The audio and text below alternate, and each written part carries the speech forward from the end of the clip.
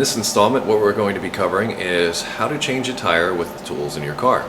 I took the initiative and called the Ohio State Patrol on this just to find out what the safest way to do this is. Should you find yourself in a situation where you have a blowout on the highway, most highly recommended course of action is to get off the highway completely. You don't want to be doing this on the side of the road, especially on a highway where people are traveling at a high rate of speed. If you absolutely have to pull off the road, what you want to do is get over as far to the right as possible. First thing to do is to press your hazard switch. That's usually located on the dashboard as a red triangle. In addition to that, you can purchase reflectors or road flares that you could put out just to alert other drivers that yes, there is somebody with a disabled vehicle, and don't hit them. Don't hit me! And if you have AAA or really big boyfriend, then yeah, by all means contact them and have them do it for you if you don't feel comfortable doing this. But should you be in a situation where you absolutely have to do this, then I would go about it this way. Another thing you want to consider before jacking up the vehicle is putting the parking brake on. Now normally, spare tires are located in the trunk, or in the case of this car, they're located in the hatch. They're usually located under some kind of access. I'm going to open this one up.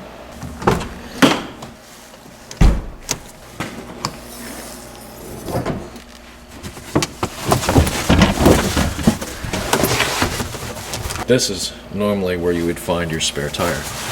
These are the tools that you will need to work the jack and to get the wheel off. We're going to pretend that this tire is flat.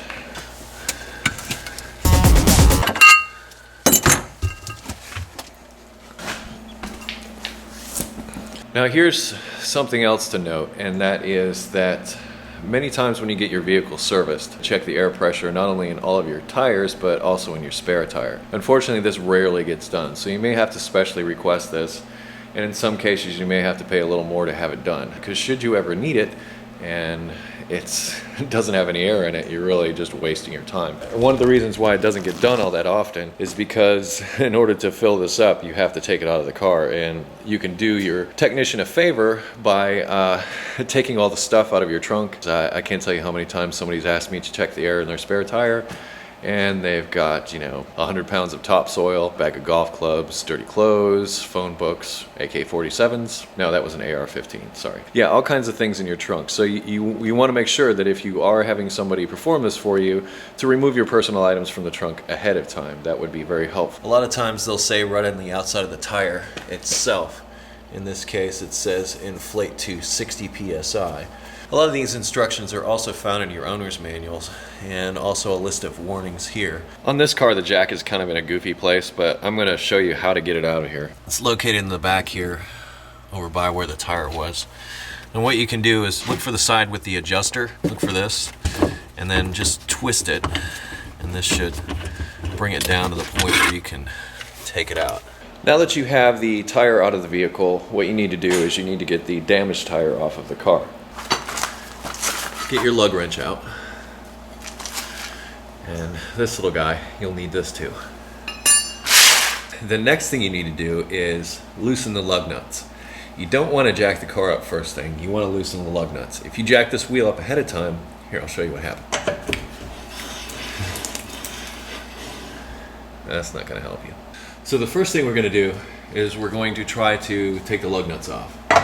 Now this seems rudimentary to say. In order to loosen things, you turn them counterclockwise. In order to tighten things, you turn them clockwise. These lug nuts may be on very, very tight, so you may not be able to get these loose like this. In fact, it's not very likely that you will. So there's one of two methods that I'm going to show you. The first method is to stand on it. That's method one. Now, you may not have the weight to overcome this. So I'm going to show you something that if you're very careful about doing, you can do this. But if you're in a pinch, you can use the weight of the car on the lug wrench and your jack. Now what you want to do is position the jack in such a way it's going to come in contact with the bottom of the lug wrench like this. And try to make sure that this fits in this little notch right here. And what that's going to do, in effect, is use the weight of the car to overcome how tight the lug nut is. Now, if you wondered what this little hooky thing is for,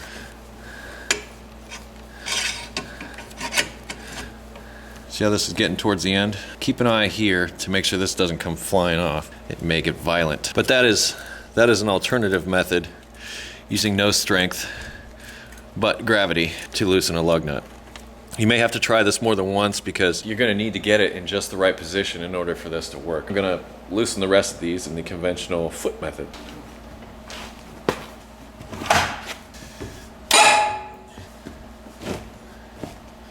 Now that you have all of the lug nuts loose, it's time to jack the car up. Now, there's a couple of points on cars. Modern cars usually have these points, and some vehicles actually have arrows pointing to these areas. And there's also diagrams in some cases that show you where the jack points are for the car. In this case, you see this reinforced area right here. Right here is another area. What you want to do is position the jack under this area so that this notch fits right under this, so it kind of cradles itself in there.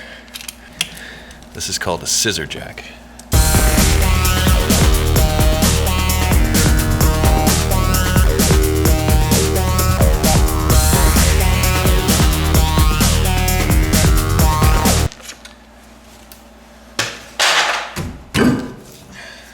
Usually a good way to get these off is just to give them a little hit, but sometimes wheels get stuck on the hubs and sometimes you have to kick them pretty hard. If you're unable to get the wheel off the car, which does happen sometimes, particularly with aluminum wheels, what you can do is you can put the lug nuts back on, but don't tighten them all the way. Leave them a little bit loose. Drive the car for a few feet or whatever you have to do, and a lot of times the weight of the car will break them loose. These scissor jacks can be very precarious. You want to be very careful not to knock the car off the jack, because if you do, it will hurt you pretty bad, and you don't want a bad situation to get worse. But the next step is to put the wheel on.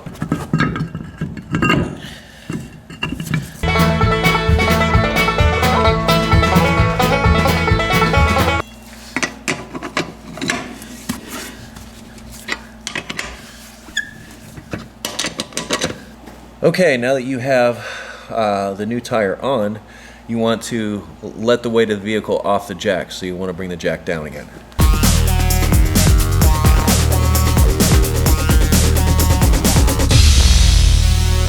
Okay, now that you've got the vehicle back down on the ground and it's solid, you want to tighten the lug nuts one final time.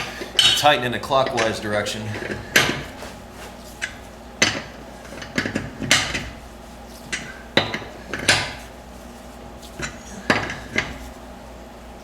You don't need to tighten these things so much that you're never going to be able to get the wheel off again. Just make them snug. You've got enough leverage with the lug wrench that it should be okay. Now that you have your spare tire mounted, and take the other tire and put it in your trunk is probably the most logical place to put it.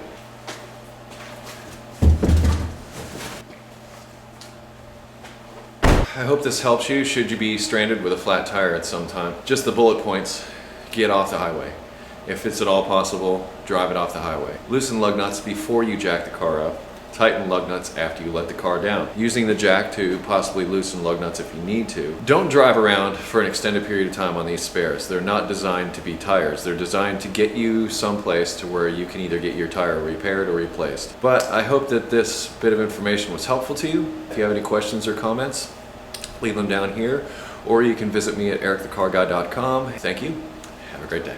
This is going to be fun, and you might just learn something.